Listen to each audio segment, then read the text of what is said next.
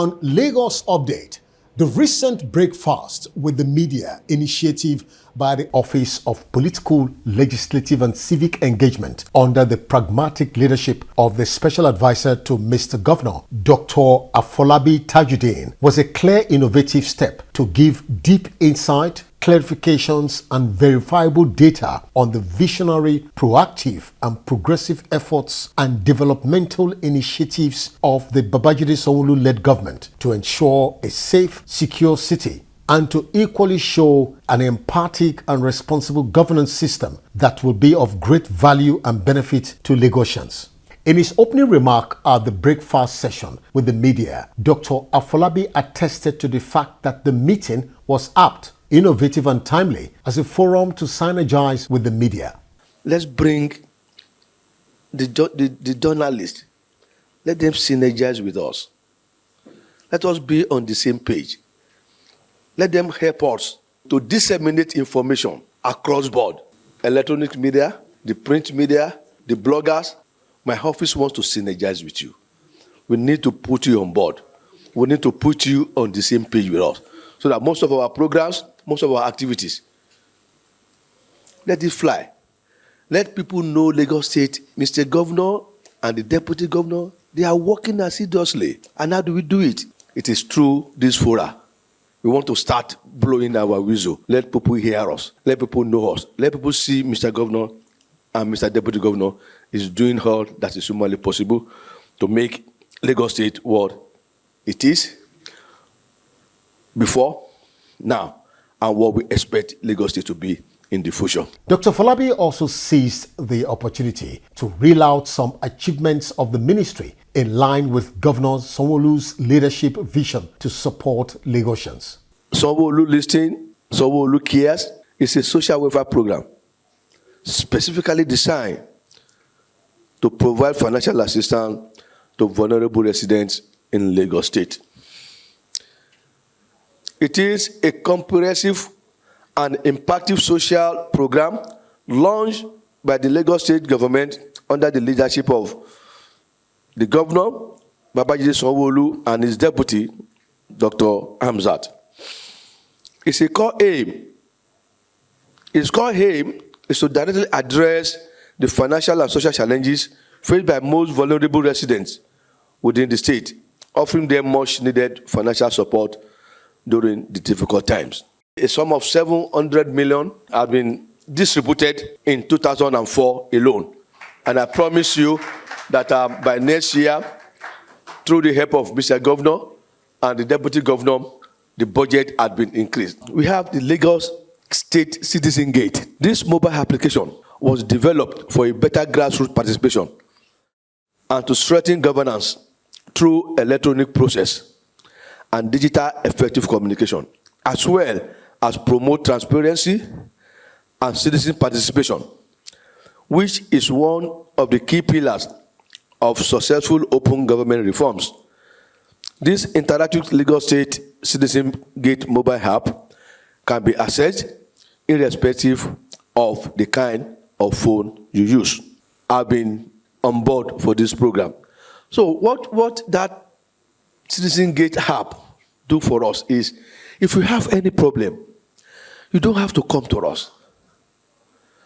Just go to that app, put your problem on it, and there's always a resolvers from all the ministry that will read through that your problem, and immediately it will take you up.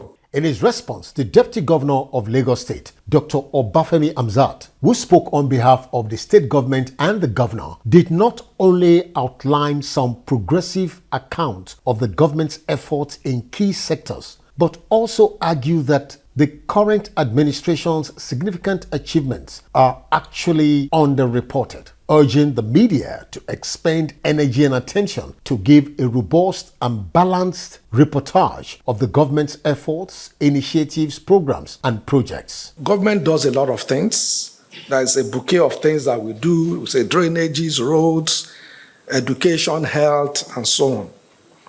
Transport, waste management, various things. But we must also know that we are a developing country. And I think that when we discuss this issue as a people, so for me, I think the biggest challenge is that as a people, we keep talking about the wrong things. I'm happy that we are talking to journalists here, people that are in the media. If you look at it, this issue that we've been talking about, we've been saying it forever. I was looking at, what's this newspaper from the north, New Nigeria, 1971. Exactly the same thing that we're talking about today. Newswatch on my phone, 1988, the same issue. So what then seems to be the problem? So is it that in 30 years' time, our grandchildren will still be talking about the same thing? So it seems to me that we are not focusing on the right issues. And what are those right issues? So like I said, government will do roads, we do all these things, and we are doing a lot of them. I think in Lagos today, we are on 198 roads across, if you are familiar with Abiola Onitsha in Ifakojai, those that are familiar, it's close to my father's house, so I know the place. But today, it's awesome. It's just fantastic. So we are, what do they call it? Something like Coco, where in Alimosho, all over the place, Munibanire, all over the place. We are doing various routes. So what then? What exactly does it then mean?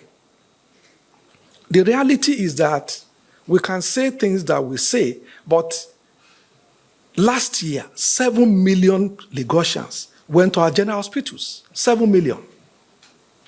That's a lot of people that went to the general hospital that received treatment in Lagos. That's a lot. Okay? You go to our houses with social development, go there. It's filled to the brim. Filled to the brim. So, what then are the issues? It seems to me that we need to, because like I said, we do roads, whatever. But the challenge that I see is that it will change, or things must change.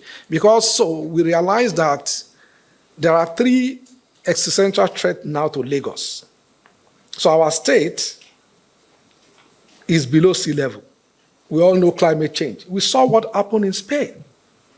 Over 200 people died.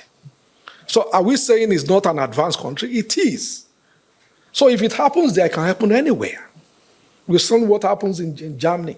We've seen Australia. We've seen China. In China, 42 people also died because of flooding. So what then should now be the priorities? So, and that's why for me as people that pushes information, should we focus or too much on, maybe roads? No, maybe not.